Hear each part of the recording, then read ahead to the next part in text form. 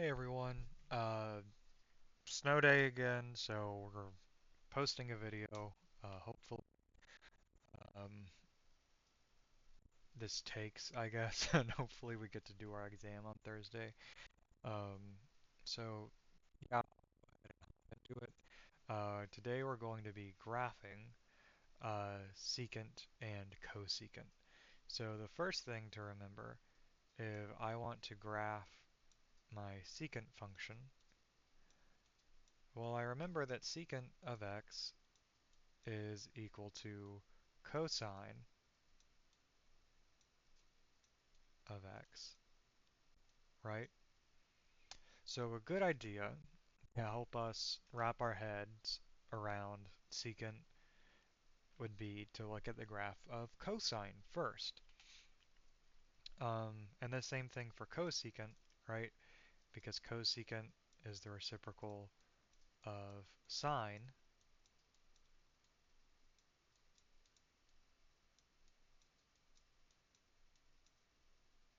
right? This is supposed to be an equal sign. So in either regards, we want to graph sine or cosine to maybe get a good idea of what's happening with secant or cosecant. So first, if I want to graph sine or cosine, uh, the kind of important markers are we're going to go all the way up to 1, all the way down to negative 1. I made negative 1 a lot bigger than positive 1. That looks better, I guess. We're going to go all the way out to 2 pi. And bear with my horrible mouse handwriting.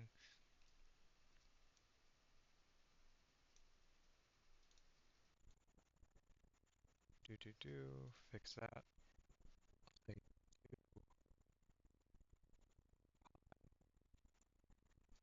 in the middle, we have pi. Cut that in half. We get pi over 2. That has to be the worst one yet. Let's try that again. Pi over 2. Okay, perfect. Then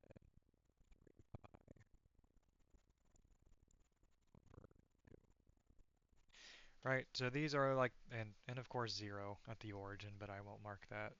Of course, these are the most important things to see. These are, these are the x values that we hit the major values for, whether we're sine or cosine.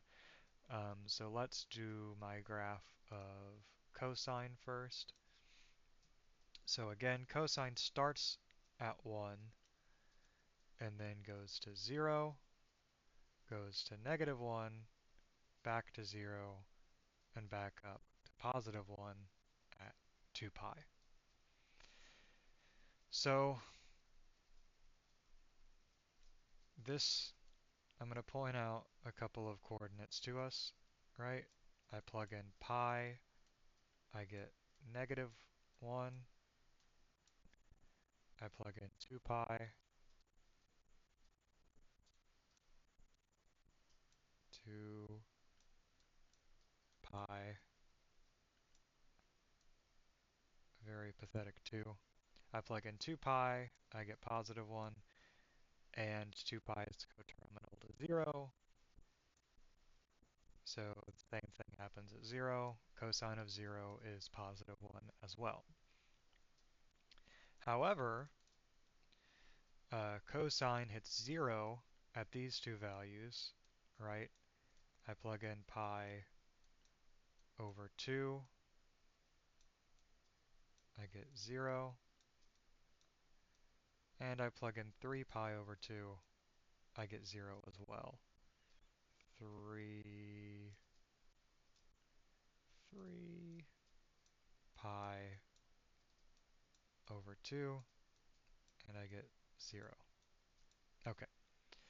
Well, again, one thing that I tried to describe in class was when I try and divide by 0, right? I brought up this function 1 over x, and when I try and divide by 0, I can't do that, but when I get really close to 0, I divide by something really small, I get something, or divide by something really small, so like 1 over 10,000. This is going to give me positive 10,000, but if I do the same thing, but divide by negative 1 over 10,000, then that answer is going to be negative 10,000. So when I divide by something really, really small, I end up with something really, really big of the same sign, SIGN, of whatever that thing I divided by was. So in trying to graph secant, I look at my cosine and say wherever cosine hits 0, I'm going to have an asymptote, a vertical asymptote at the midline of cosine, right? Now, um, I draw my vertical asymptotes, but I also notice, hey, what happens when we divide by 1? Hey, that's just 1 over 1, which is 1, and the same thing if we add a negative in front of it, right? So at these points, secant is actually going to be the exact same as cosine, right? Because trying to divide by 1 or negative 1 just spits back out the same value.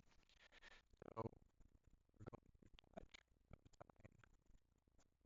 these maximum and minimum values, but then because of these asymptotes, we're actually going to go off towards infinity on the sides of those asymptotes.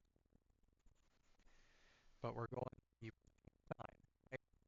We touch at negative 1, but then because all of these values are negative, we're going to go down. However, over here, from 0 to pi over 2, we touch at 0, but then we're positive, so we're going to go up like that. And then the same thing from 3 pi over 2 to 2 pi, we touch at this point, but then at our asymptote, we're going to go up like this. So in blue here, we have our cosine graph, but secant is my graph in red. So it's kind of like our graphs of tangent and cotangent, right? We're going to have these vertical asymptotes because we try and divide by 0, but we're going to kind of go to infinity around those.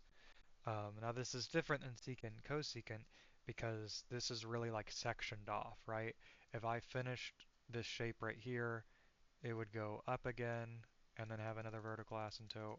This one would go up again and have a vertical asymptote, and then it would have like a downward cut. Whereas tangent and cotangent, right, their graphs look more like this, where it goes all the way down then up, all within one thing, right? And this is one whole period. And again, based on this shape, can we tell whether this is tangent or cotangent? This is actually going to be tangent, which again, it's kind of hard to tell without any axis or labeling things.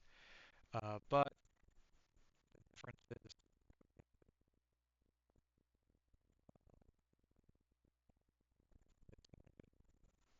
it has the opposite shape. So cotangent is what I've drawn in black, tangent is what I've drawn in red. But again, these are very different than secant, right? Secant kind of has these cups that end up being very separate. And 2 pi to get one period for secant and cosecant. But for tangent and cotangent, it only takes 1 pi to get through a period.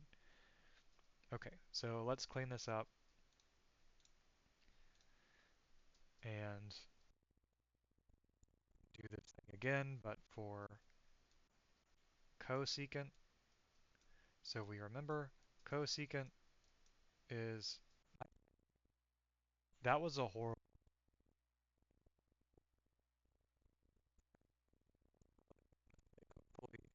yeah, notice how awful that was doing that. Um, okay, so cosecant 1 over 9. So to get the graph of sine. So now that we know we're going to go off to infinity, I make my axes a little bit larger.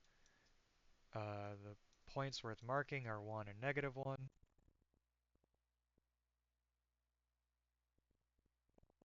2 pi in the middle, pi, half of that, pi over 2, and then 3 pi over 2.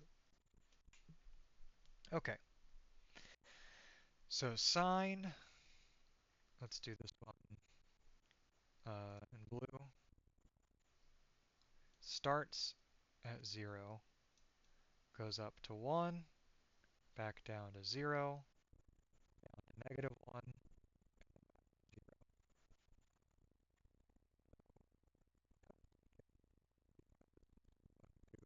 be the reciprocal here.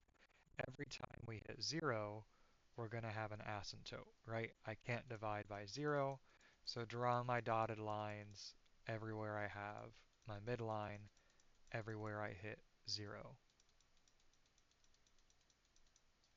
However, whenever we're 1 or -1, we're going to make contact, right? Because 1 over 1 is 1, 1 over -1 is still -1.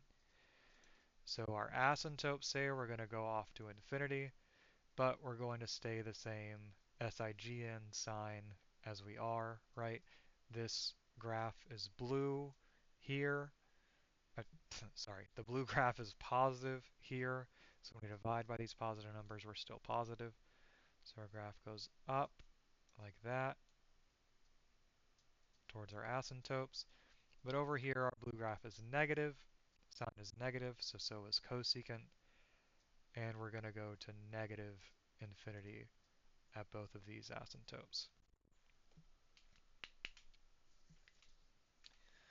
Okay, so these are kind of not that bad to wrap our heads around once we accept the idea of the vertical asymptote. Once we're okay with trying to divide by 0 and recognizing anywhere we're in the midline of our parent or of our sine function, then we're going to get an asymptote. Then it really ends up not being that bad at all. So let's do one thing here. Okay, so what I just did was I copied a picture of the graph, sorry, of a graph of a sine function. Now, something really weird has happened here. This is actually a pretty major function transformation on sine, right? Because normally sine's supposed to be at 0, right?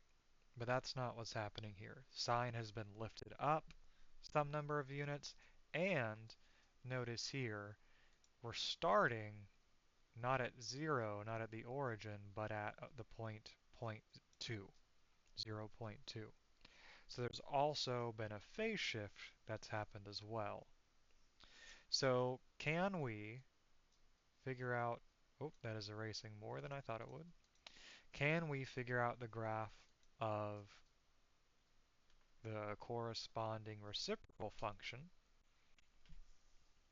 based on this image that we have here? And the answer is yes. So what's going to happen is wherever we see our midline, and I'm going to do this in pink so that it stands out well. Sorry. Wherever we cross the midline, we're going to draw an asymptote, right? Just like normal.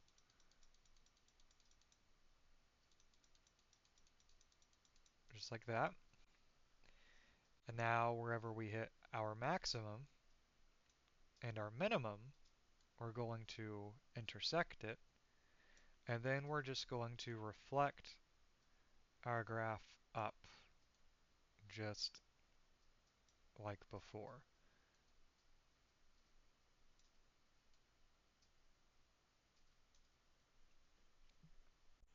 So that ended up being really, really, really simple as soon as I had my graph of this function here, right? As soon as I had an actual graph of this function, I was immediately able to do the reciprocal function, right? Asymptotes go through the midline, and it just bounces off of the maximum and minimum going that opposite direction respectively.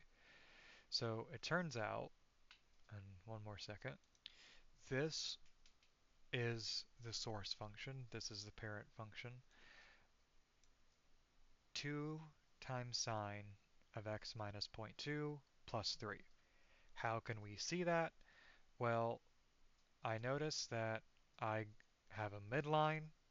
The middle value that I keep hitting is 3, so that tells me that I had a vertical shift up by 3 units, or I take the average of my highest and lowest point, 5 and 1, the average of 5 and 1, 5 plus 1 divided by 2, so 5 plus 1 is 6, 6 divided by 2 is 3, so exactly this middle value, 3. So all that to say, a lot of different ways to get the vertical shift. To get the amplitude, I can either do 5 minus 1 over 2, or say, okay, if my middle is 3, I go up to 5. How far apart is that? And we say 2 units, or again, 5 minus 3. Sorry, 5 minus 1 is 4, divided by 2 is 2. How do we get the phase shift, aka the horizontal shift? Well, my function starts at point 2, which means instead of starting at 0, I moved 0.2 units to the right. So that corresponds to this minus zero point 0.2 right there. Okay, so all of that was just analyzing what is this function transformation that we have. But now let's do those exact same transformations to cosecant. So let's do cosecant of x minus zero point 0.2 plus 3. And yeah, this is exactly the picture that we drew. Zooming out makes it look maybe intimidating and crazy, but there's these asymptotes right through the midline. Every time we go through the midline, we go off to infinity, just like that drawing that we made. So really, the question of graph 2 times cosecant of x minus zero point 0.2 plus 3 turns into just saying, well, can you graph the same transformation done to sine? Do that, and then do exactly what we did in this image. Asymptotes through wherever we cross the midline, and then we bounce off of the function just like that. And the exact same thing happens with cosine and secant as well, right? So let's replace all of this with, if I wanted to graph 3 times secant of 2x,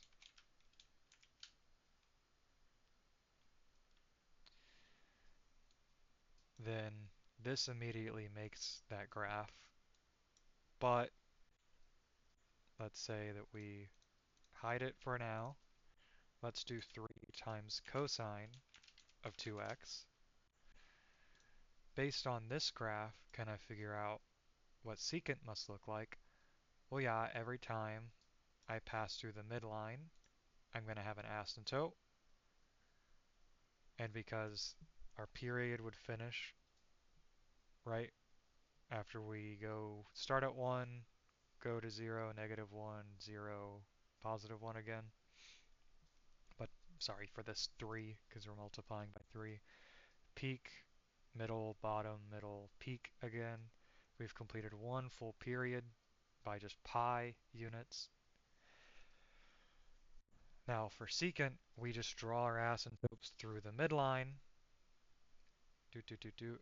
Let's say uh, x equals pi over 4, x equals 3 pi over 4, right?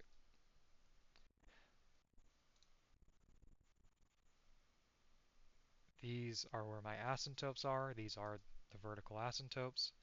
And then secant is going to intersect at the highest value, the lowest value, the highest value, and bounce off of those towards the asymptotes that we made, just like that. So again, something that's pretty cool. It turns out in order to understand the graph of secant and cosecant, we just look to the graph of sine and cosine, and then just do this really relatively simple modification to that graph. Okay, very good. Now, if we instead wanted to understand our function transformations on a sine function, then this is a little bit trickier. Because the reciprocal of tangent, sorry, did I say sine? I forgot what I said. If we want to understand the function transformations on tangent, it's a little bit trickier than what happens with secant and cosecant, right? Because we don't get to do this reciprocal trick that we were doing before. Instead, right, reciprocal of tangent is just cotangent, so we don't get to do that. Instead, we just have to be kind of clever about what tangent normally looks like. So what happens when we plug in 0 into tangent? Well, when my x value is 0, tangent of 0 is sine of 0 divided by cosine of 0, and that equals 0, right? Because sine is 0, sine of 0 is 0, cosine of 0 is 1. So this is just 0, right? Oh, this is just 0. So tangent of 0 is 0. Well then, when are sine and cosine equal? Well, that happens at pi over 4. We plug pi over 4 into sine and cosine. We get pi over 2. So tangent of pi over 2 divided by, sorry, pi over 2, root 2 over 2. Tangent of root 2 over 2, what am I saying? Tangent of pi over 4 is sine of pi over 4 divided by cosine of pi over 4, which both of those evaluate to root 2 over 2. So it's root 2 over 2 divided by root 2 over 2, which gives us back 1, right? Now we plug in negative pi over 4. Maybe we remember that tangent is an odd function, so this should immediately tell us that that's negative 1. Or we plug that into sine and cosine. We get sine of negative pi over 4 is negative root 2 over 2. Cosine of negative pi over 4 is root 2 over 2. So negative over positive, this is negative 1, right? Well, then the next trick is to acknowledge our asymptotes, right? Because if I try and plug in tangent of pi over 2, right, the computer says this is undefined because that's sine of pi over 2 divided by sine of pi over 2 divided by cosine of pi over 2. Well, cosine of pi over 2, sorry, sine of pi over 2 is 1, cosine of pi over 2 is 0, so we try to divide by 0, which is undefined. So we end up going off towards infinity at that point. And so we get an asymptote at pi over 2 and negative pi over 2. Now that distance is pi over 2 minus negative pi over 2 turns into pi, and tangent has period pi. So it turns out the entire function here fits between negative pi over 2 and positive pi over 2, right? Now we do this kind of same investigation for cotangent to try and get its graph, and what happens? Well, cotangent of 0 is cosine of 0 divided by sine of 0.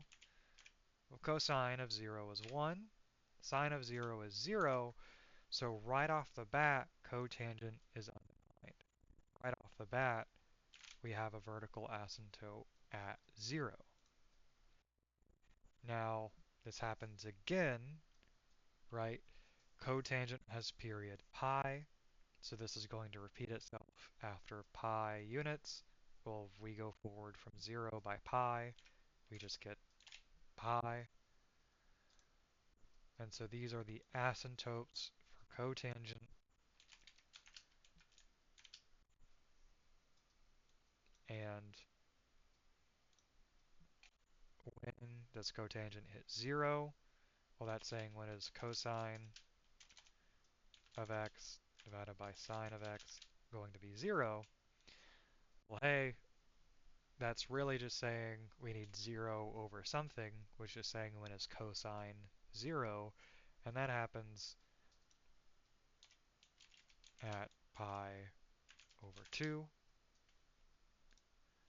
Cosine of pi over 2 is 0, so cotangent of pi over 2 is 0, right?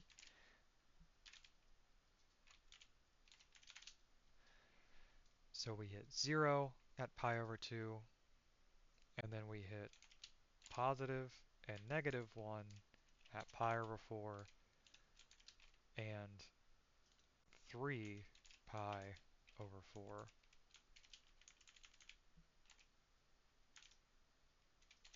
respectively.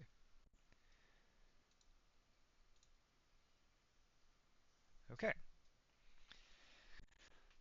so that's the basic, what we would call parent graphs for tangent and cotangent as a refresher. Um, so where do we go from here if we want to do any modifications to those? Well, let's start with tangent and point out that I have these points pi over 2, 1, oh, sorry, pi over 4, and then negative pi over 4, comma, negative 1 that are on my graph. My asymptotes, x equals pi over 2, x equals negative pi over 2. So this is, again, kind of the basics of my parent graph. So what happens if I try and lift this function up by 1 unit? How do we see that? Well, I'd say the easiest, right? Let's say tangent, and then we do tangent of x plus 1.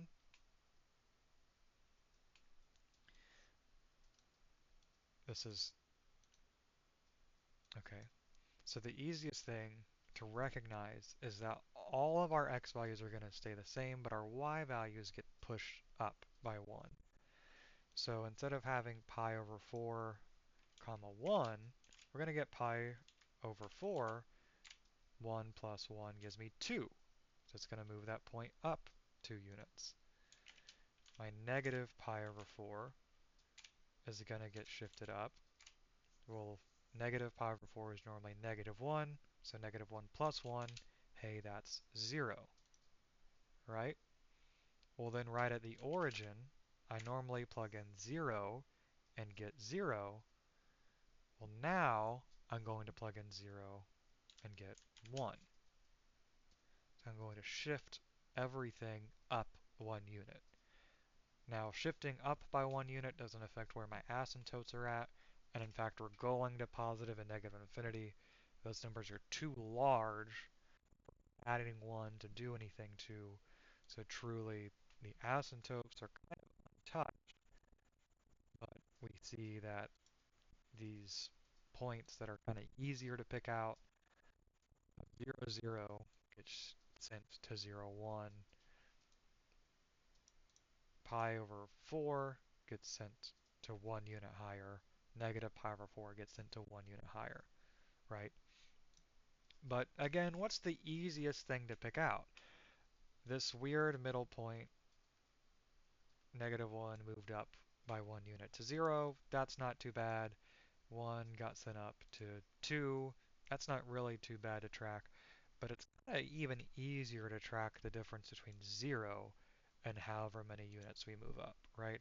Because if instead of just moving up by 1 unit, if I moved up by 20 and I did tangent of x plus 20, then kind of the easiest point to keep track of is that middle value. I plug in 20 units to get 0, 20. Now certainly pi over 4 is going to hit 19. Negative 1 plus 20 is 19. Positive pi over 4 is going to hit 21, right? 1 plus 20 is 21. But hey, let's tweak the problem a bit. Let's say instead of just moving this graph up by some number of units, I also vertically stretched it. I multiplied by positive 3. Now what does that do? Well, this looks pretty, but again, this is a vertical stretch by 3 units. Let's maybe just look at that vertical stretch first. Well, now my point 0, 0, well, 0 times 3 is still 0, so the origin stays the same. However, my points negative pi over 4, the output normally would be negative 1. Now that's going to be negative 3, right? That got stretched outwards by 3, so now this point, negative 1, got sent to negative 3. Now the point positive pi over 4 normally is 1, but gets multiplied by 3, so it goes all the way out to positive 3. So now, right, if I want to ask myself, oh, was there any vertical shift? Looking at these 2 points from negative pi over 4 and pi over 4, there is a vertical change, right, from negative 1 to negative 3, positive 1 to positive 3, but it wasn't a vertical shift because my origin 0, 0 didn't move up at all. It was a vertical stretch, but I didn't move the entire function up or down by any consistent value. So now, if I did do a vertical shift and a vertical stretch, it would be really, really hard, right? So now these points at pi over 4 and negative pi over 4 get sent to 5 and negative 1 respectively. But hey, it's really, really weird to try and track what happened to negative pi over 4 because it's going to end up getting sent to the exact same spot. I multiply negative 1 by 3, I get negative 3, I add 2, negative 3 plus 2 gives me negative 1 again. Now this number multiplied 1 by 3, I added 2, I get 5, so that sends it up to 5. But if I tried to use those values to track my vertical shift, it's a lot messier. But if I just use the number at the origin, or right at my middle value, right, if I just see how that shifted, it's a lot easier to tell, right? I start at 0 normally, I moved up 2 units. So how much did I move? 2 units. So all of this to say it's a lot easier to track what happens at the middle here, at 0, than it is to track these points as well. Now, that's for vertical shift. Once we know the vertical shift, once I tell you we moved up by 2 units, that can help us figure out our vertical stretching if we wanted to do it a little bit of a complicated way, right? Oh, I moved up 2 units, but really it should be 3. So how much should I stretch out? Well, by 3 units. So we could subtract 2 and then say, okay, well this is meant to be 3, so this must have been a stretch of 3. That's a little messier to say. What's an easier way to do it? Hey, let's take away this plus 2 bit and recognize something. -3, +3. Just like what happens with our sine and cosine functions, where I can look at highest plus lowest, divide by 2 to get the midline, highest minus lowest, divide by 2 to get the amplitude. Here, I have my points that are easiest to track. So this isn't the highest and the lowest by any means, but they are the most identifiable per se, right? So how can these help me figure out the vertical stretch? If I do 3 minus -3, I get 6. I divide by 2, I get 3. That's no coincidence. Let's put back in our plus 2. Okay,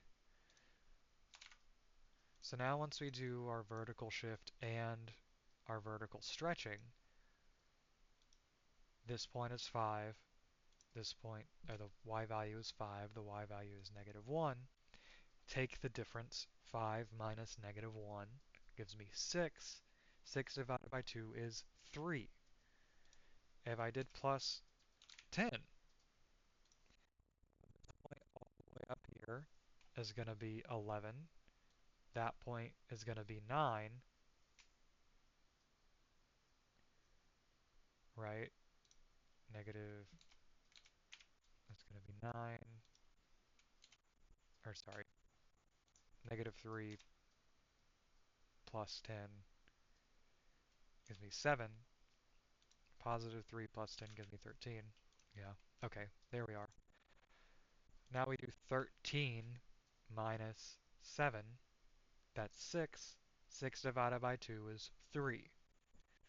So we are able to figure out where pi over 4 and minus pi over 4, wherever those get sent, wherever these 2 points get sent, vertically at least, that can help me figure out my amplitude, or the analog for amplitude here. Another way of doing it is, oh, I know I shifted up 10 units, so if I do, where'd we go? 13 minus 10. If I do 13 minus 10, that's 3, so I had to stretch out by 3 units.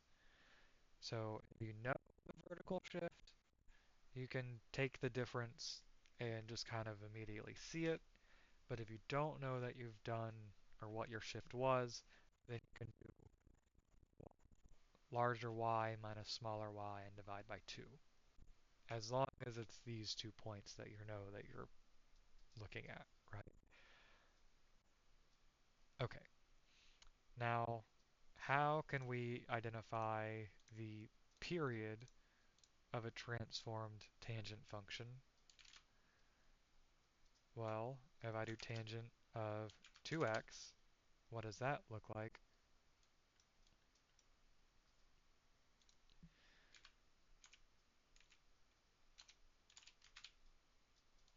Well, our normal period takes pi to complete, this is twice as fast, so this should only take pi over 2 to complete, and this exactly compresses our function in. Normally our asymptote happens at pi over 2. Pi over 2 divided by 2 is pi over 4, right? On the left side, that asymptote is negative pi over 2. Negative pi over 2 divided by 2 is negative pi over 4. So a really easy way to see the period is by just looking between the asymptotes and saying what is the distance here, right? I have I go from pi over 4 minus negative pi over 4, and that turns out to be pi over 2. So my period for this function is pi over 2. Graphically, we see this distance here. To find that, pi over 4 minus negative pi over 4 gives me pi over 2. Or if we had the function tangent of 2x, I just do my period divided by 2. Pi divided by 2 is pi over 2, right? Um, okay, very good. Now what if we add in a phase shift minus, oh, let's not add in a phase shift, let's just start with a phase shift. How does this change things? Well, hey, I still hit 0 at some point. I still hit my middle value at some point. Well, okay, this says I hit my middle value at pi over 4. I normally hit it at 0, so how far did I move over if I'm hitting it at pi over 4 instead? Well, that must mean I moved it over to the right by pi over 4. So that corresponds to a phase shift of pi over 4, aka minus pi over 4 inside of this function. Okay, so yeah, and all the corresponding stuff happens with cotangent as well, but again, the function is different, and we look at these values getting transformed instead, right? Uh, Instead of saying, okay, I start at negative pi over 2 and go to positive pi over 2, we start at 0 and go to pi. So cotangent is a little bit easier to see this with as long as you keep straight in your head which function you're looking at. Now the really cruel thing, let's say we flip tangent. Oh, okay. Now it has the same shape as cotangent. Let's move it over pi over 2 units. Oh, they are on top of each other. So, yeah. And again, this relates to our cofunction identities because tangent is odd. Having this minus sign out here is the same as putting it inside the function. So put the minus sign inside. We write it like this. Another way to write this, negative x plus pi over 2. I can do that as pi over 2 minus x, which is exactly the cofunction identity. Cotangent equals tangent of pi over 2 minus x. Okay, so again, a little weird thing. We can rewrite our cofunction identities in terms of transformations to show our graphs are a lot more related than they may look. But we don't really want to see that. The good thing to make the distinction of is, can we tell cotangent and tangent apart? Where are their asymptotes? Where are they 0? Right? Tangent of 0 is 0. Cotangent of 0 is undefined. Okay, so that's too much for a video. Sorry it's so long. Um, Enjoy staying safe from the snow. Sorry I don't have any brain rot today. I don't know how to say bye. Okay, I'm just ending it here.